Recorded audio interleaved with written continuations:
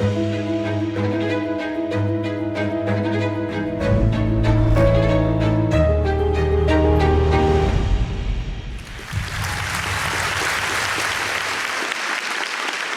going to talk about the global energy system transformation and how technology, innovation, and economics are actually driving and accelerating the transformation. I'm also going to challenge your thinking a little bit by talking about two countries, our country, Australia, and China. And the two are very, very related and symbiotic to some degree, and we need to understand and leverage that opportunity. Now, as mentioned, I am also going to have to acknowledge I am from finance. For many, many years, I was head of research at the biggest bank in the world, so apologies, I'm going to talk finance language, the language of numbers, so bear with me on that. That there are a whole range of crises that are facing us and our children and our planet. But we're actually trying to also instill hope, and I actually am enormously hopeful. And I've been doing this work now for 15 years, and I am phenomenally hopeful because I spend every single day studying what China is doing. And I was investing in China 15 years ago, and so I want to actually break that stereotype. China, no country is perfect, but China is absolutely a key part of the solution, and Australia is going to play potentially a world-leading role. So, thank you. I'm going to talk numbers, of course. So to me, this key number, $2.1 trillion, that's US dollars, real dollars for now.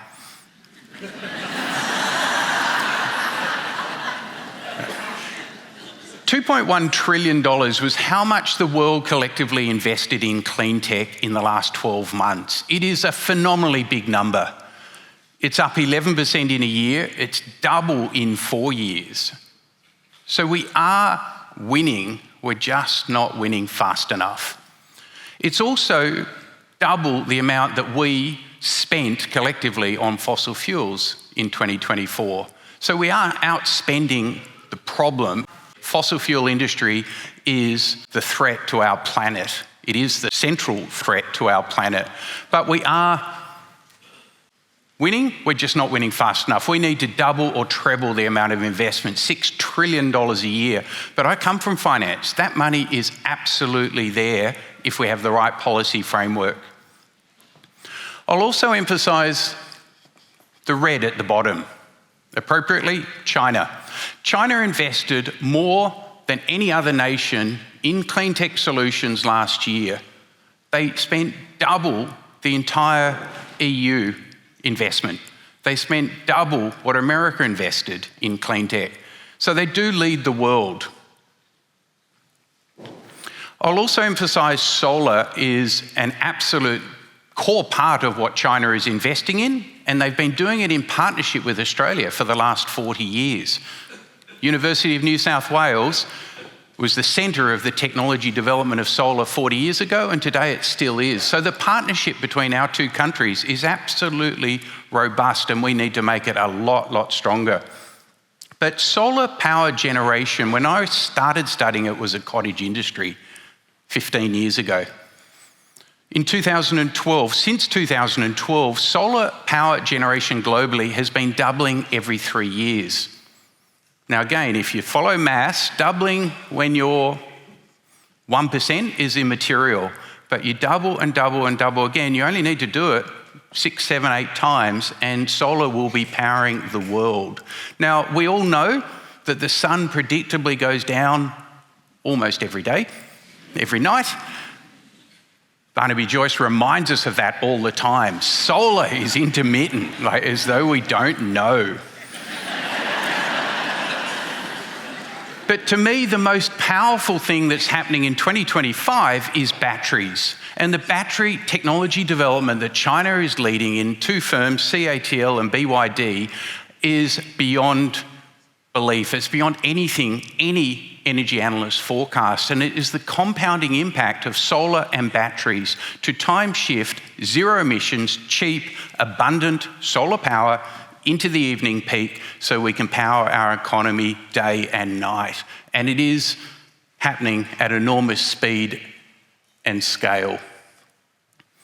So China, as I mentioned, is not perfect. China is building a new coal-fired power plant every single week. The Murdoch media reminds us of that. I get that question every single day of my career. But it is true, but it's only a part of the truth. China, for every coal plant that they builds 6 wind and solar projects every single week. China, in 1 year, last year, built 370 gigawatts of wind and solar in 1 year. More than the rest of the world combined, more than any nation's ever built before in history. China has set that record every year for a decade, and they keep beating the record dramatically. So you often hear the point, I often hear the point, it doesn't matter what Australia does, China's the problem. Australia is only 1% of world emissions domestically. 1%, doesn't matter what we do. We've had plenty of our politicians tell us that. But it's a falsehood.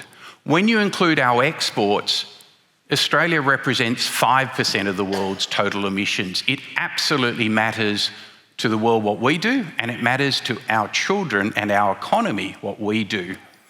We are actually a fossil fuel petrostate. We are the 3rd largest or the top 3 fossil fuel export nation in the world, alongside Russia and Saudi Arabia. We're a petrostate. We are the 3rd largest exporter of fossil fuels in the world. So when we're busy throwing rocks at China, we should understand what we are.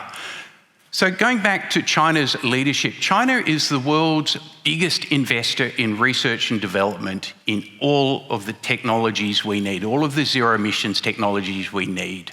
They're the biggest manufacturer of all of the clean tech technologies that we need in the world by a mile. They're the biggest installer of those clean tech solutions in the world by a mile. 2/3 of all wind farms built in the world last year were installed in China. They're also the world's #1 exporter of all of those clean tech solutions that we need. And increasingly, they're the world's largest provider of capital globally in clean tech solutions, and the majority of that capital is going to the global south in alignment with China's Paris commitments. So China is actually driving a transformation. Now, I did warn you, numbers. The last 3 months does not make a trend. But in the first quarter of 2025, China's coal consumption, and China's half the world's coal production, consumption, they're the #1 importer of coal in the world. So what happens in China drives the world's emissions, and China's coal consumption in its power sector dropped by an unprecedented 4.1%. That's in an electricity sector that grew by 3.4% year on year. That's in an economy that grew, despite what the Murdoch media tells you, by 5.4% year on year. Economic growth Australia would kill for. China delivered it, yet coal power went down by 4.1%. But the key number on that is that renewable energy generation grew 26.7% year on year. And it is now big enough to provide all of the incremental demand, energy demand that China needs, and actually starting to eat into coal.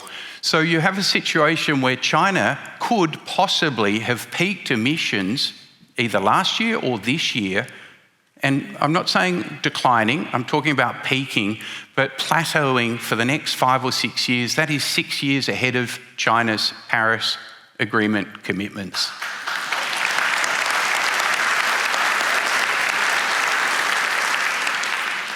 It is staggering to think of that Chinese leadership, and that we need to see it replicated, we need to see it extended, but the response from the Chinese leader at the UN 2 weeks ago was that China was going to collaborate and cooperate with the world No matter what happens in other nations, China was going to collaborate and go global and help the global south. Now, I don't want to make China out to be a saint. No country is perfect. Our country is far from perfect, but they are moving dramatically. China is also our #1 trade partner by a mile. 30% of our exports go to China. Now, this chart from Bloomberg New Energy Finance highlights that China has invested more in clean tech manufacturing than any other nation in the world for the last 6 years in a row. But it's not a little bit, it's 80% of the world's investment. It is absolutely staggering to see the scale, and it's actually impossible to understand it unless you go there and see it for yourself. The factories are enormous, the robotics are unbelievable, and the scale is there. And China is going to continue investing. And so that is partly what Trump is responding to, but the only way you respond is by throwing down the gauntlet and challenging them. And that's what the Inflation Reduction Act was about. Trump's thrown that out of the window. He's walked off the playing field and left it to China. Now, that is a serious geopolitical threat. You can't have one nation dominate the world's supply chains in almost all of these zero emissions industries of the future. That is a problem, but it is also a problem that Australia is not going to individually solve. We're a relatively small economy. We need to work with our key allies and help deliver where we can, which is to drive decarbonisation. Australia does have serious momentum.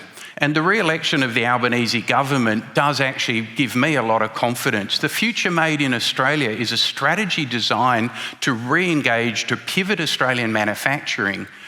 It's really hard when we don't have a price on carbon for finance to lead.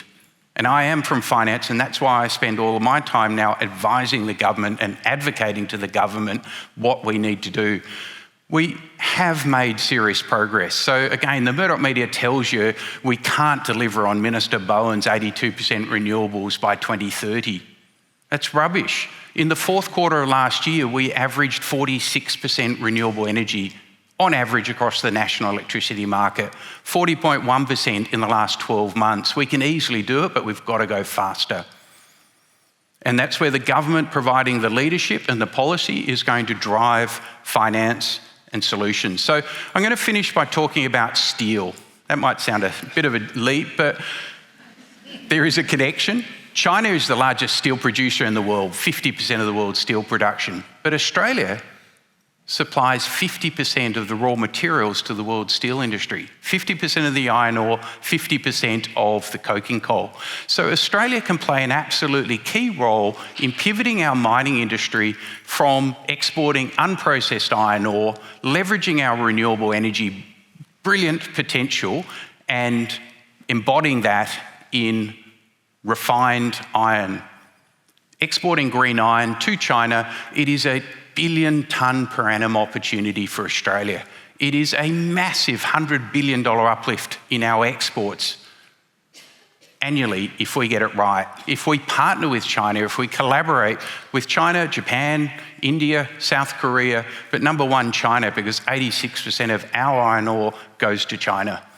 And so if Australia pivots from a fossil fuel nation, we can become a world leader and contribute a billion-tonne per annum reduction in global emissions and be an absolute world leader and actually provide our children with a sustainable planet and a sustainable economy.